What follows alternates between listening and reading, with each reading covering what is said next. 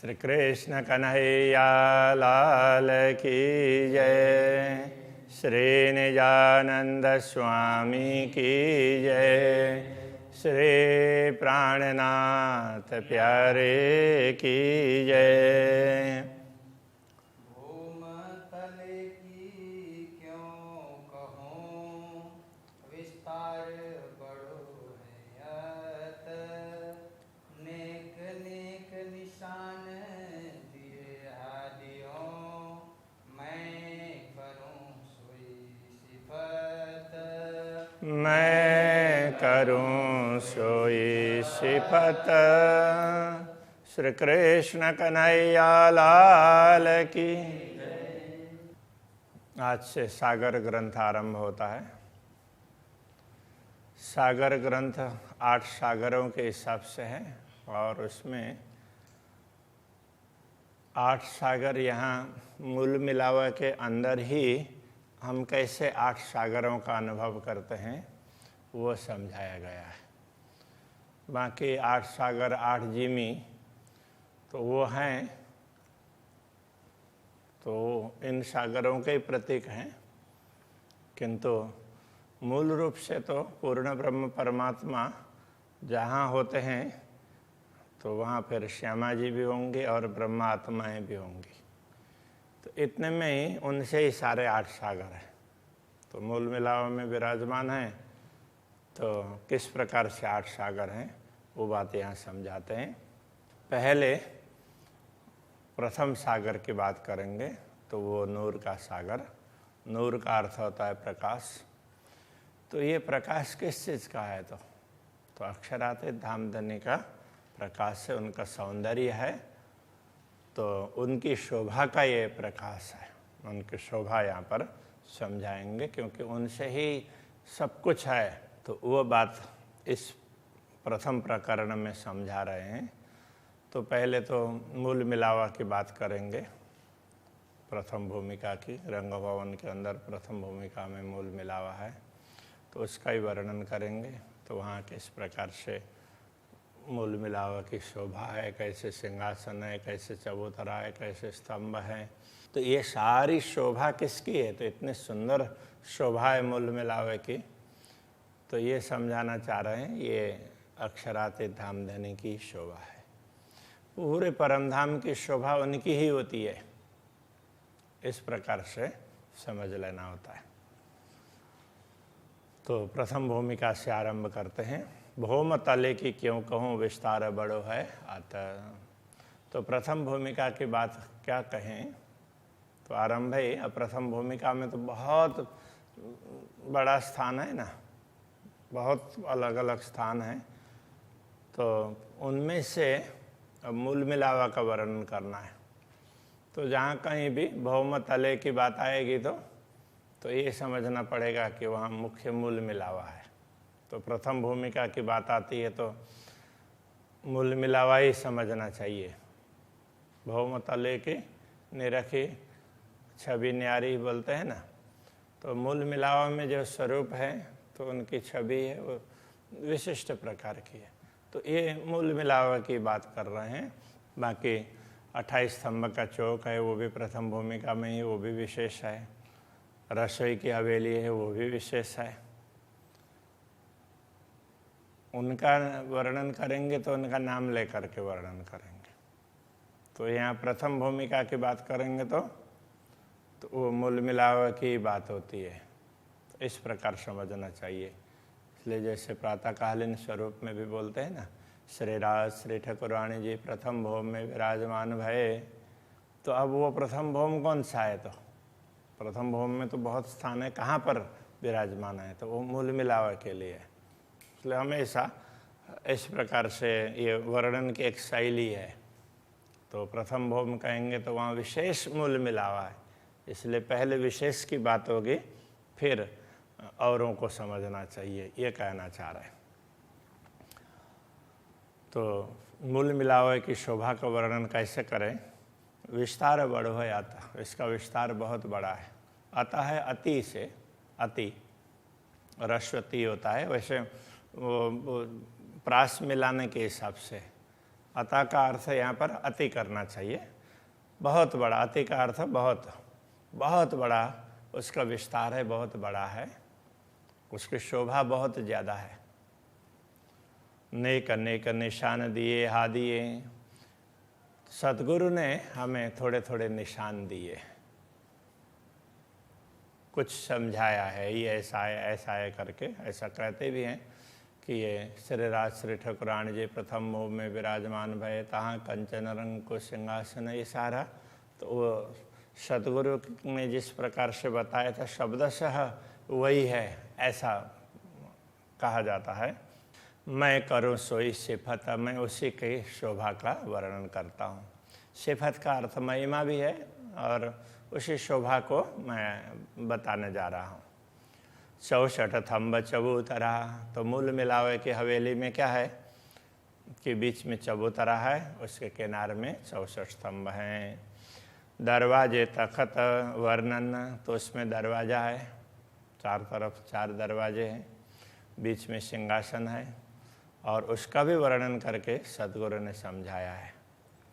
रूह मोमिन हो सो देखी हो, जो ब्रह्मात्माएँ हैं, वो जो ब्रह्मात्माएँ होंगी वो जरूर इसको देखने का प्रयत्न करें, करके दिल रोशन, इन बातों से अपने हृदय को प्रकाशित करके, तारतम ज्ञान से हृदय को प्रकाशित करें, क्योंकि ये वो तारतम ज्ञान ही है जो कुछ भी समझा रहे हैं।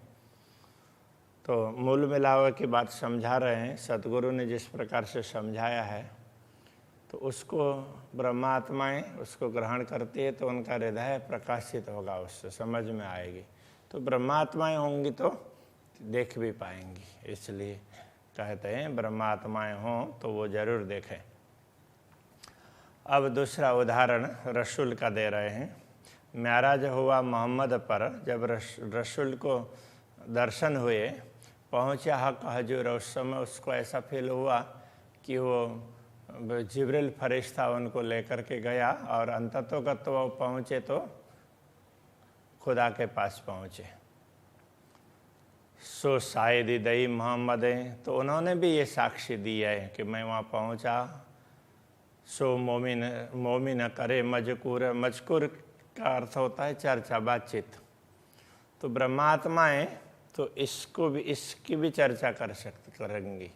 कहने का तात्पर्य देखो, तो साक्षी हमें तो रसूल मोहम्मद के माध्यम से भी मिला, और ऐसे विभिन्न धर्म ग्रंथ हैं जो साक्षी देंगे। तो ब्रह्मात्माएँ होती हैं तो उनको जहाँ कहीं भी ऐसा थोड़ा सा मिलता है तो उनको लगता है कि यहाँ हमें परमधाम की साक्षी दी गई है, ऐसा लगेगा। दूसरों को ख्याल भी नहीं आएगा कि यहाँ कुछ परमधाम की बात कही गई है, ऐसा है। सो रूहें अरश दरगाह की कही मोहम्मद 12,000, तो रसूल ने तो ये परमधाम की आत्माएं उनको 12,000 ऐसा बताया है उन्होंने भी। दे शायदी गिरो मोहम्मदी, जाको वतन नूर के पार, तो ये मोहम्मदी गिरोह कहने से कि ये है कि मोहम्मद ने जिस गिरोह की, जिस समूह की बात कही है, वो ब्रह्मात्माओं के समूह की बात कही है कि वो ब्रह्मात्माएँ क़यामत के समय पर आएंगी, परमात्मा उनके लिए आएंगे, इस प्रकार से बताया है। वो ब्रह्मात्माओं का समूह ही है, उन्होंने जो जिसके लिए कहा है तो वो ब्रह्मात्माएँ हैं, वो साक्षी देंगी सबको। ऐसा परमधाम है, ऐसा मूल मिलाव है, ऐसे ब्रह्मात्माएँ हैं, ऐसे पूर्ण ब्रह्म परमात्मा हैं, सबके साक्षी वो ब्रह्मात्माएँ देंगी। जाको वतन नूर के पार, जिनका वतन है वो अक्षर से भी परे, अक्षरातीत है। हुकुम से अब कहता हूँ, अब उन्हीं पूर्ण ब्रह्म परमात्मा की आज्ञा से आप सबको मैं कहने जा रहा हूँ। सुनियो मोमिन दिल दे ब्रह्मात्माओं, आप दिल दे करके सुने। हक सहुरे विचारियो, पूर्ण ब्रह्म परमात्मा ने ज्ञान दिया है, ये ब्रह्म ज्ञान तारतम ज्ञान उनका दिया हुआ है। इस पर थोड़ा सा विचार करोगे तो विवेक आ जाएगा, बुद्धि आ जाएगी। तो इस बुद्धि से विचार करना। हक शोभा दई तुम्हें, पूर्ण ब्रह्म परमात्मा ने ये शोभा तुम्हें ही दी है, दूसरे लोगों को ये शोभा नहीं दी है। दूसरी आत्माएं भी हैं धाम की आत्माएं, अविनाशी धाम की आत्माओं में ईश्वरी सृष्टि भी है, किंतु वो रंग भवन का वर्णन नहीं कर पाएंगी, परमधाम की लीलाओं का वर्णन नहीं कर पाएंगी। तो ये तो आपको ही शोभा दी है, तो इसलिए ये करना। हक अरश किया दिल मोमिन, पूर्ण ब्रह्म परमात्मा ने ब्रह्मात्माओं के हृदय को ही परमधाम बनाया है। सो मता आया का दिल से, और ऐसे ब्रह्मात्माओं को समझाने के लिए जो ज्ञान आया है वो भी परमधाम से, अक्षरातीत धनी के दिल से आया है। तुम्हें ऐसी बढ़ाई हकें लिखी, पूर्ण ब्रह्म परमात्मा ने तुम्हारी ऐसी बढ़ाई, ऐसी महिमा बताई है तुम्हारी विशेषता के विषय में। हाय हाय मोमिन गल ना गए इनमें। जो ब्रह्मात्मा ये बात सुनती हैं तो उनको तुरंत द्रवित हो जाना चाहिए। द्रवित होने का तात्पर्य उनको लगना चाहिए कि अरे कि हम इतनी शोभा दी है तो हमें तो अक्षरातीत को तुरंत पहचानना चाहिए, उनके साथ में हमारा इतना बड़ा संबंध है, तो वो संबंध को उसी प्रकार से निभाना चाहिए, ये ख्याल होना चाहिए। और न हो तो बड़े खेद की बात है कि ब्रह्म ये सुन करके भी किसी का हृदय द्रवित नहीं हो रहा है। नूर सिफत द्वार सन्मुख और नूर द्वार पिछल। तो अब मूल मिलावा का वर्णन करना चाहते हैं। नूर सिफत द्वार सन्मुख, सम्मुख द्वार के सम्मुख कहने से पूर्व दिशा कहना पड़ेगा। अक्षरातीत धामधनी विराजमान हो और जिधर की ओर मुँह कर रहे हैं तो वो पूर्व दिशा है। तो पूर्व दिशा के द्वार के संदर्भ में बता रहे हैं।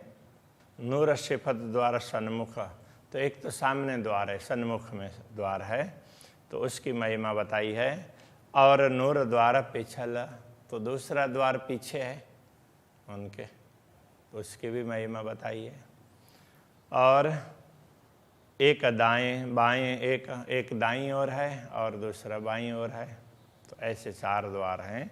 हुआ विवरण चारों मिला, ऐसे चारों द्वारों का विवरण समझाया है। शोभित द्वार सन्मुख का, सामने का द्वार है पूर्व दिशा का, वो किस प्रकार से सुशोभित है, तो उसके लिए कहते हैं नूर थंब 5 के दोए। तो उसमें उस द्वार में 2 स्तंभ हैं, वो 5 नाम के रत्न के हरित मणि के हैं। थंब नीलबी 2 इनो लगते, तो फिर इसके साथ में 2 स्तंभ और है।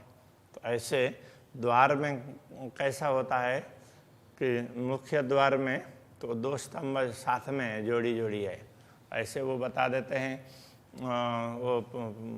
वो सब स्तंभ एक ही अंतर में है ऐसा करके। तो जो द्वार होंगे, द्वार तो दूसरों से विशेष होंगे ना, तो द्वार के स्तंभ है वो साथ साथ में है, अलग अलग हैं किंतु तो नजीक नजीक हैं। और दूसरे सारे स्तंभ हैं वो एक ही अंतर में मिलेंगे। द्वार के 4 स्तंभ हैं चारों द्वार में, तो ये उनकी स्थिति वो अलग प्रकार की होंगी, क्योंकि वो ऐसे ही सारों का एक ही जैसा मान देंगे तो द्वार कैसे पता चलेगा, द्वार ऐसा रहेगा ही नहीं ना। तो वो इस प्रकार से नजीक नजीक हैं। ऐसे होते भी है कई जगह पर द्वारों में देखेंगे तो 2-2 स्तंभ लगे होंगे तो नजीक नजीक होंगे। तो सम्मुख के द्वार में 5 के स्तंभ हैं, तो 5 का तात्पर्य हरित मणि और उसके साथ में नीलमणि के स्तंभ हैं। शोभा लेता अतिशोए, तो दोनों की शोभा बड़ी सुंदर है, दोनों रत्नों की। इन सामी द्वार पिछल, इसी प्रकार से इनके सामने किंतु वो पीछे पृष्ठ भाग की ओर, तो उसमें क्या है, थंब 2 नीलवी के पहले जो स्तंभ हैं वो नीलमणि के हैं। और 2 थंब जो इनो लगते, नूर 5 के थंब है, इनके साथ में संलग्न कहने से एकदम जुड़े हुए नहीं है, तो इनके निकट के द्वार हैं, तो वो तो ऐसे वो हरित मणि के हैं। नूर द्वार थंब 2 मानिक। अब दूसरे स्तंभों की बात कर रहे हैं, वो किधर के हैं, तो तीसरे चरण में कहा नूर द्वार थंब 2 मानिक। तो ये प्रकाशमय द्वार में तो पहले 2 स्तंभ है वो माणिक के, तो लाल है माणिक्य, माणिक्य। और तीन पास दो दो पुखराज, उनके पास के दो स्तंभ है वो पुष्पराग गिरी, पुष्पराग के हैं। गिरी तो नहीं, वो गिरी तो उधर पर्वत के हिसाब से पुष्पराग मणि के हैं, तो वो पुखराज तो उसके हैं। ये द्वार तरफ दाहिनी, ये दाहिनी तरफ का द्वार है। रया नूर इत विराज, तो ये भी बड़ा चमकता है, इससे भी प्रकाश निकलता है। तरफ बाईं द्वार पुखराजी, तो बाईं तरफ का द्वार है, तो उसमें वो पुष्पराग मणि के द्वार है, पुखराज के द्वार है। पुखराज वो पीला होता है। दो मानिक थंब तिन पास, पीला एकदम ऐसा पीला नहीं है, तो वो हल्का पीला होगा। दो मानिक थंब तिन पास, उनके पास के स्तंभ है वो माणिक्य के हैं। चार थंब नूर सरभर, इस प्रकार ये चारों स्तंभ हैं वो प्रकाश से परिपूर्ण है। ये अद्भुत नूर खूबी खास, तो इनकी खूबी है, इनसे जो प्रकाश निकलता है वो भी एक विशेष प्रकार का है, साथ में लाल और पीला, तो ये प्रकाश होंगे। तो वो दोनों तरफ में बस वो अल्टरनेट है, तो एक तरफ में अंदर का स्तंभ वो बाईं तरफ में पुखराज का है और दाईं तरफ में माणिक्य का है। तो इसी तरह से पूर्व और पश्चिम में भी, तो पूर्व में हरितमणि का है और पश्चिम में नीलमणि का है। तो इस प्रकार से तो ये स्तंभ हैं चारों द्वारों के।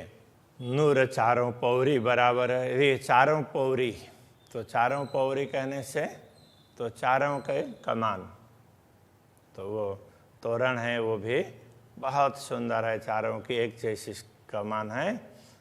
जो करता है झलकार, तो उससे भी वो उससे भी वो झलकार, उससे भी वो प्रकाश, उससे भी किरणें निकलती रहती है। ए जुआ खूबी तो कहे जो पाई ये काहूँ सुमार, ये जुआ उनकी शोभा का वर्णन तभी कर सकती है ना जो उसका कोई पारावार हो, इसलिए बस इतना ही कह दिया, तो इससे ज़्यादा कहा ही नहीं जा सकता है। थंब बारे बारे चारों खाँचों, अब चार द्वार चार तरफ हो गए तो चार खाँचे हो गए। चार खाँचा कहने का तात्पर्य अब चार अलग अलग स्थान हो गए ना चारों तरफ में, तो उसके लिए कहते हैं थंब बारे बारे बारे, तो चारों खाँचों में 12-12 स्तंभ है। कहूँ तीन का बेवरा कर, उनका भी विवरण बता देते हैं। बारे नंग चार धात के, रंग जुदे जुदे ज्योत बराबर, तो अब चार धातु, और तो अब ये 12 कैसे हैं, तो धातु और वो रत्न के मिल करके हैं, तो धातु और रत्न दोनों के मिला करके ये 12 ऐसे स्तंभ वो उसमें हैं, तो ऐसे मिला करके 12 स्तंभ उसमें होंगे।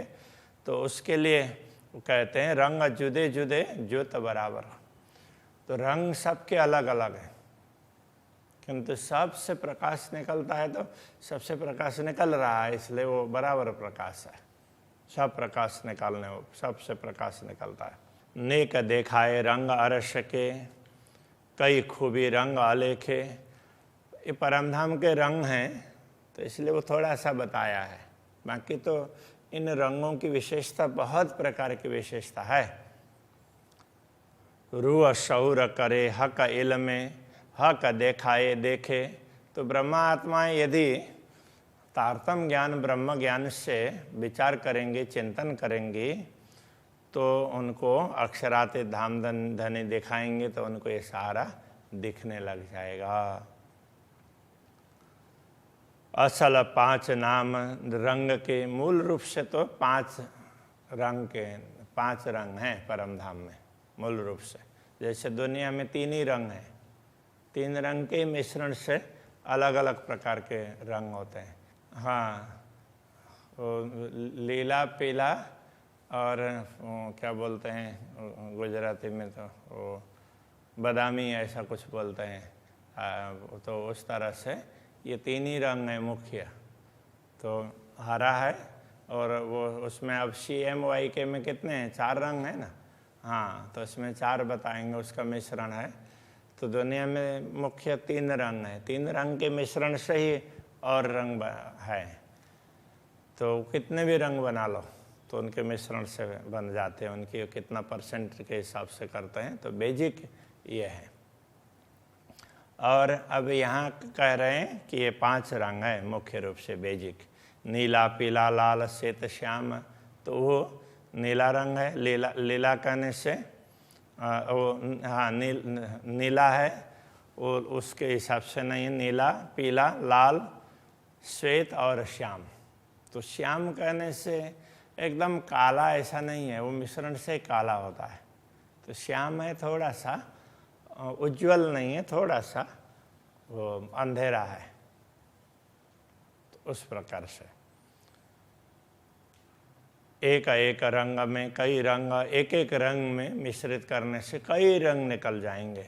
सो क्यों कहे जाए बिना नाम, तो उनको कितने नामों से बताएं, तो उनका कैसे कहें, उनका इतने होंगे कि जिनका नाम देना ही मुश्किल हो जाएगा। इसलिए अब उनको बिना नाम क्या बताएं। देखो 64 थंब चबूतरा, अब 64 चबूतरा, 64 थंब युक्त इस चबूतरे को देखो। रंग नंग अनेक अरस, इसमें जो रंग हैं वो अनेक रंग हैं, वो परमधाम के रत्नों के रंग हैं। नाम लिए न जाए रंगों के नाम लिए नहीं जा सकते, इतने अधिक रंग हैं। रंग एक पे और सरस, एक से एक सरस है। ये जिसको देखें वही विशेष लगता है। एक को देखने के बाद में दूसरा देखते हैं तो वो और ज़्यादा विशेष ऐसा लगता है। मैं तो नाम लेत जबेरों, जानो बहुत नाम लिए जाए। मैं तो नाम भी बता दूं, किंतु बहुत नाम होंगे, असंख्य नाम होंगे। इसलिए नंग नाम धात कहे बिना, रंग नाम आवे न जुबाएं।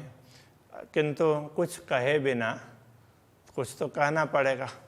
इसलिए नंग नाम धात कहे बिना, धातु और रत्न दोनों के नाम कहे बिना रंग नाम आवे न जुबाएं। उनके रंग का उसमें नाम उस उनका रंग अपने उसमें बताया नहीं जा सकता है, कि दुनिया के हिसाब से थोड़ा सा समझाना पड़ेगा। ये कहने का तात्पर्य है। वो तो असंख्य है जिनका नाम लेना मुश्किल है, फिर भी मुझे बताना पड़ रहा है, तो वो ब्रह्मात्माओं के दिल में आ जाए, इसके हिसाब से कहने का तात्पर्य ये है। एक ही रस के सब रंग, वैसे देखा जाए तो ये सारे रंग हैं मूल रूप से एक ही रस के। वो कौन सा रस है? तो वो प्रेम रस है, वो प्रकाश, या तो प्रकाश, सब प्रकाश से ही प्रकाश होगा ना। तो वो नूर के ही हैं, सब प्रकाश से। वो नूर किसका है? तो श्री राज्य का है, श्री राज्य की शोभा। इसलिए तो पहले नूर सागर की बात कर रहे हैं। तो वो सब एक ही उसके हैं। करे जुदे जुदे झलकार, किंतु वो अलग अलग प्रकाश निकालते हैं। रंग नंग धात तो कहिए, जो आवे कहूँ सुमार। तो ये अलग अलग रत्नों के और अलग अलग धातुओं के रंग तो तभी कहे जा सकते हैं जब उनका कोई पारावार हो। मूल रूप से तो ये कहा था ना, तो एक ही उसका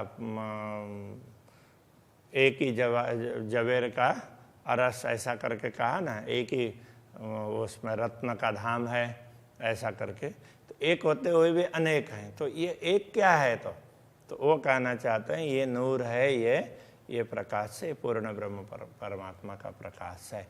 उसी से सब प्रकाशित होते हैं, सब में प्रकाश है, वो उनका ही है। वो सबका अलग अलग ऐसा नहीं है, उनका ही प्रकाश सबके द्वारा व्यक्त हो रहा है अलग अलग रंग में। पर हृदय आवने रूहों के मैं कई विध करत बयान। ब्रह्मात्माओं के हृदय में ये बात आ जाए, अंकित हो जाए, इसके लिए मैं कई प्रकार से बता देता हूँ।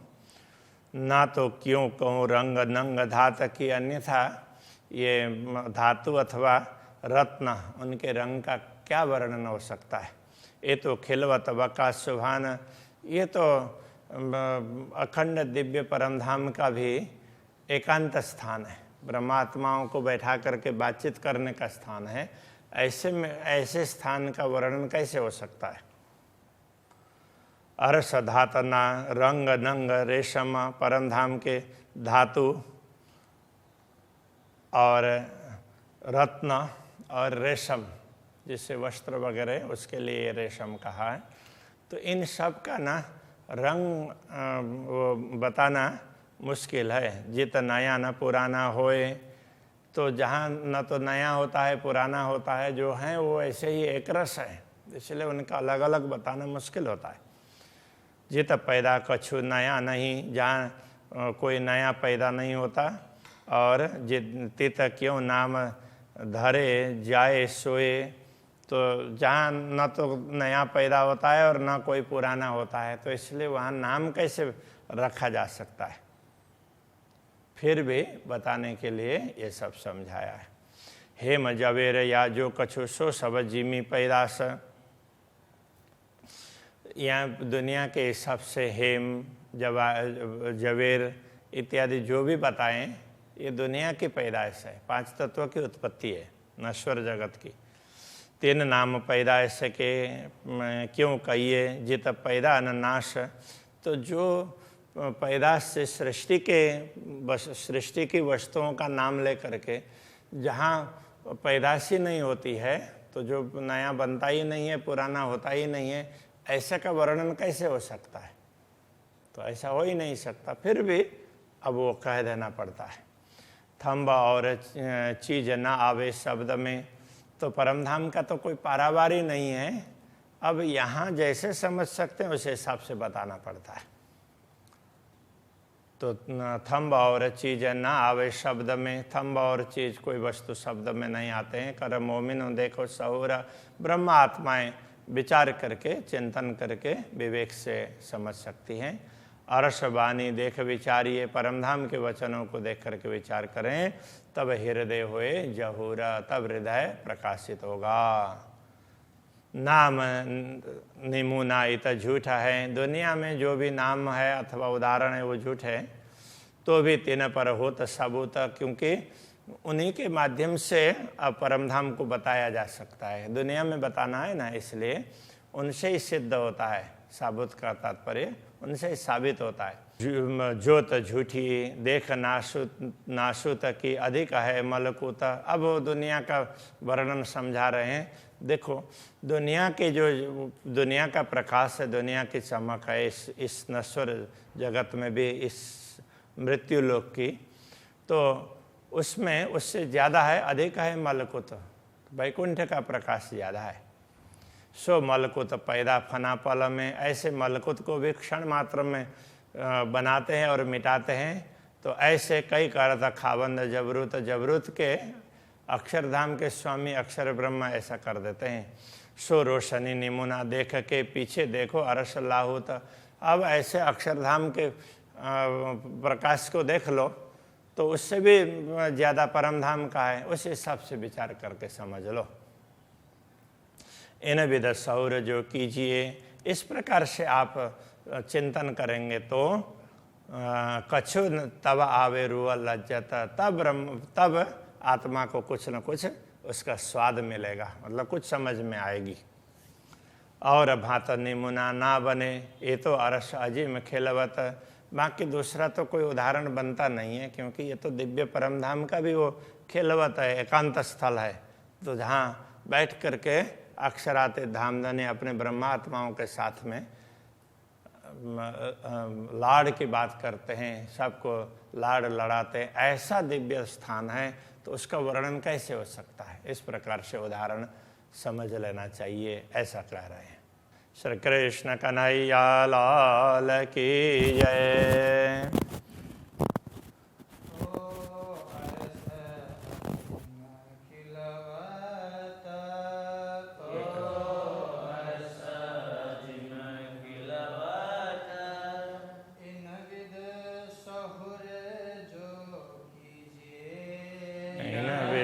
सौर जो कीजिए,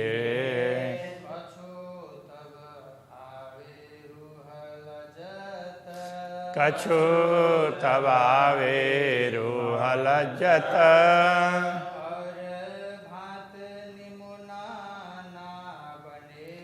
और भांत निमुना ना बने।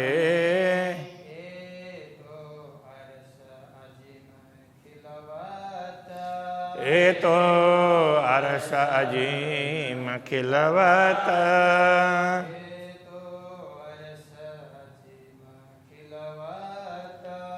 ये तो अरस अजीम खिलवत।